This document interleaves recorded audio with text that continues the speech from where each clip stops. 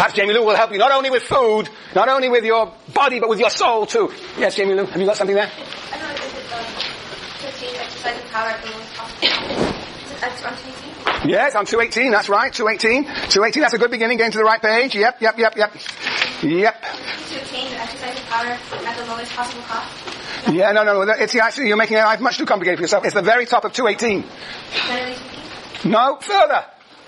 Economic, political, and market scientific. Very good. 3 components. Okay, economic, division of labor, juridico, political, and 3 scientific. And we will deal with each in turn. Okay. All right. Number 1. What is this economic moment of disciplinary society? What does he say there? Well, I'm losing my voice, so Sienna, where are you? There you are. Can you read out for us? From the top of the page, 218, 2, 4, 6, 8, 9 lines down. Firstly. Well, why don't you start with but, 2 lines above that? But the peculiarity of the self-disciplines is that they try to define in relation to the multiplicity of attackers of power. That's the 3 criteria. Right, this is the economic moment. Go on. Firstly, to obtain exercise of power at the lowest possible. No, I can't. That's too quick. Sorry. Firstly, to obtain the exercise of power at the lowest possible cost. Aha! Cheap! Make it cheap! Exercise power cheaply! Make more profit! Yeah, go on. Economically, by the low expenditure involved. Politically, by its discretion, its low serialization, its relative indivisibility, low resistance around. Secondly, okay, hold on. So those are all the ways in which we make it cheap to exercise power. All right, secondly, to bring the effects of the social power to a maximum intensity, to extend as far as possible without either failure or intervention. Yep. Thirdly, and to extend them, as far as possible without either failure or interval. So the idea is maximize the intensity.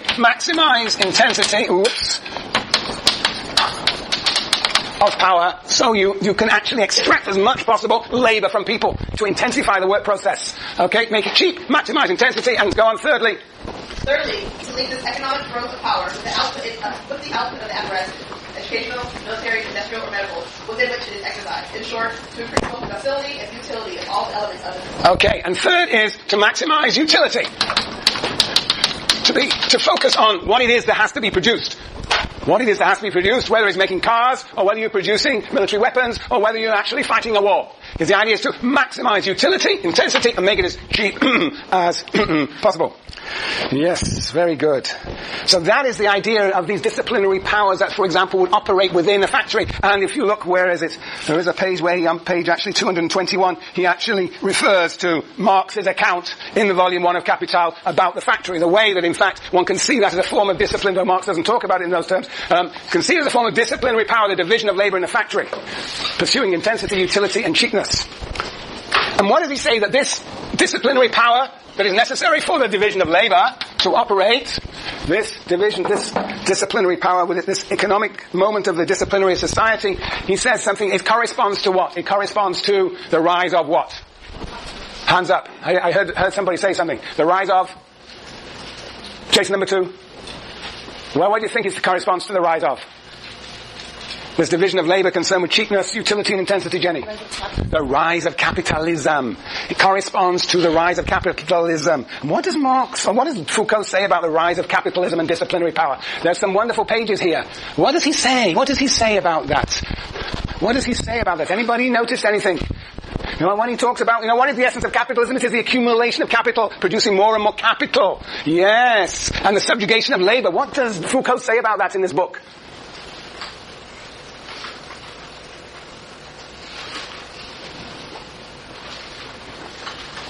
You will only find it in the book. Jessica? No? Well, look in the book and have a look. Look at page 220 to 221. Is it underlined in your text? Oh, very good. Where's it underlined? Very good. It's getting exciting for me. What have you underlined? In a word. Where's that?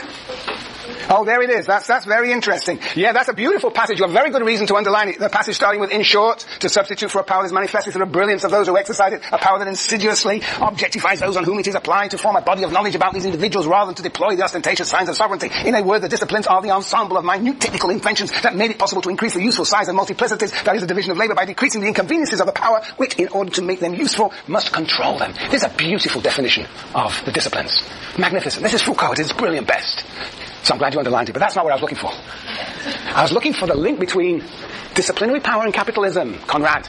On the bottom of 221. Oh, 221. Yeah, it says, the growth of a capitalist economy. 221? Yes.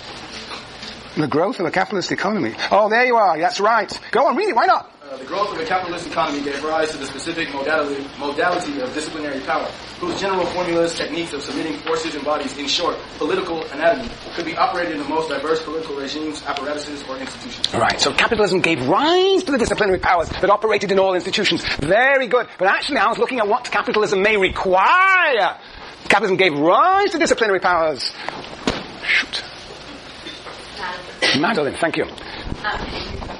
Yes, what does he say about that? Very good. An increased population and capitalism cannot be separated. What is he saying here? Very good, Madeline. Keep it up. More. I just want more. Increased population. Yes. Yes, come on, help, Madeline. Come on, sisters and brothers, comrades. Yes, Ian. Like the more people, and to like include some more supervision that you need, so you need to find ways to make it cheaper in order to maximize them. Yes, but what does he? What page? Where are we? What, Madeline? Where are you reading from? The top of 221. The top of 221. Well, I'm going to take you back to the bottom of 220. 3 lines from the bottom. Jason, number 2. Can you read that? The economic takeoff of the West.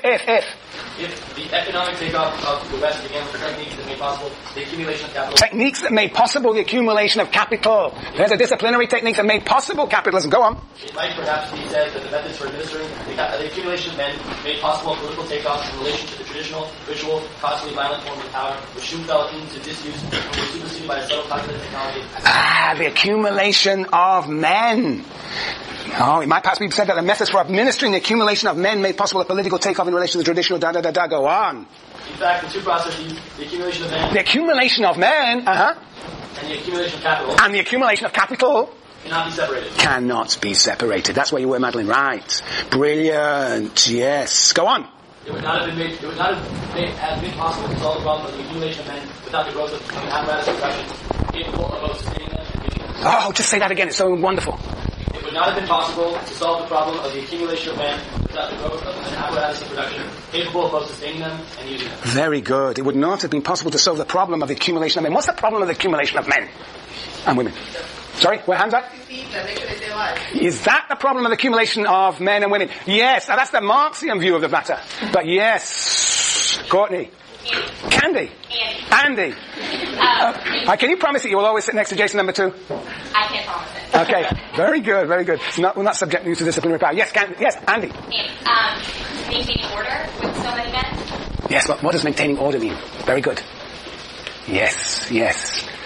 Because there's this, what's the problem here? There are these men, there's fluid populations. And the need is to sometimes maintain orders, to control them, to discipline them, to make them into laborers. See, Marx, and the Marxists all assume what? They assume that, if you're dispossessed of land, you have nothing to sell but your labor power, and that gives you your wage. Finished. Oh, Bob's your uncle, you get wage labor, you get production per factory, and you get surplus value, and then you get profit. Yeah. But what is Foucault saying here? To those Marxists. He says, the accumulation of men and the accumulation of capital cannot be separated. Very good. It would have been impossible to solve the problem of the accumulation of men without the growth of an apparatus of production capable of both sustaining them, well that's Siena, and using them. Yes, conversely, the techniques that made the cumulative multiplicity of men useful accelerated the accumulation of capital. Alright, we got the accumulation of men and the accumulation of capital. This happens in the factory. This is the labor force. What is Foucault saying here? Neil, what's Foucault saying here? That the power mechanisms that make the men productive factory in the first place need to be expanded to include the new groups of men. Right. It's not enough to talk about disciplinary power in a factory. The workers have to be constituted as workers, produced as workers. They have to be subject to disciplinary powers, whether in the family or in the community or by the church. These are the disciplinary powers that are necessary to produce those workers, to produce the labor power that can be turned into labor in the factory. That the accumulation of capital depends upon the disciplinary order outside the factory. You know, Durkheim, he just assumes, okay, we've all got our natural talents, and those natural talents will be realized in a division of labor. We just have to find the right place. What does Foucault say to Durkheim? Hands up, what does Foucault say to Durkheim here? Come on. Sam, what do you think? What does Foucault say to Durkheim?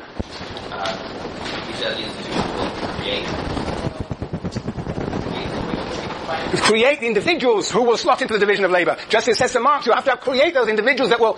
so he's really attacking both Marx and Durkheim, saying there has to be the production of individuals. You cannot take individuals for granted.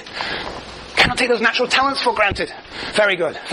So, it's interesting that he's saying here that basically capitalism depends upon these disciplinary powers. Disciplinary powers. And, okay. To get this, you need to produce individuals. Alright, fine. That's point number one. Point number one is essentially that you need to, for the economic component of the disciplinary society, involves the division of labor, involves cheapness, maximizing intensity, maximizing through disciplinary powers, but it also involves the regulation, the production of individuals outside the factory, outside production. That's point number one. Next, we have the political-juridical moment. What is the political-juridical moment? The political-juridical moment. Yes. What is that?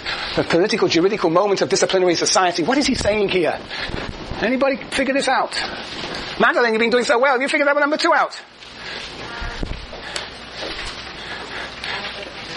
Marianne, what have you figured it out? No. Who's in between you? Julia. Have Julia figured it out? No. The troika. Well, it must be very difficult if all three of you haven't figured it out. Yes, Aaron? I think that although there's a legal system that has an articulated explicit code of formal egalitarian frameworks, the fact that there is a discipline creates the classification, specialization, and I suppose normalization that functions as what he calls a counter law.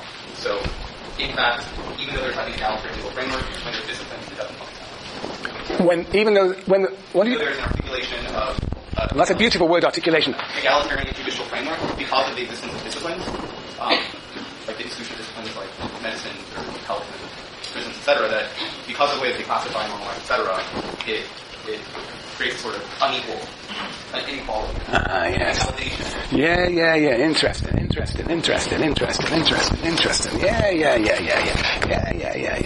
Do you remember this picture? Do you remember that picture? The most famous picture of 101A. It's in the museum. Look, what's the moon?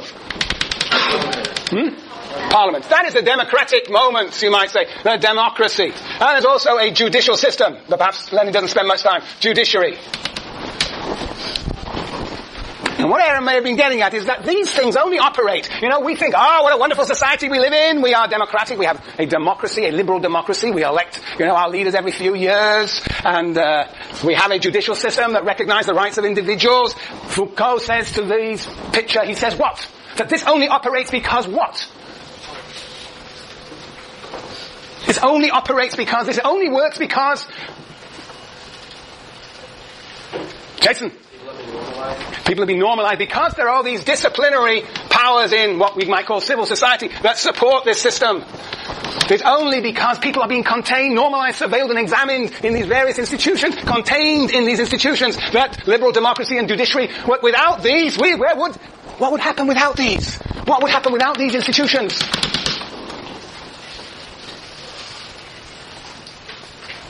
If we had some sort of liberal democracy, what would happen, Matthew? Could you say it would be enemy? Well, enemy, yes, that's if you were a Durkheimian, you would say there would be enemy. But if you were a Marxist, a Leninist, what would you say? There would be...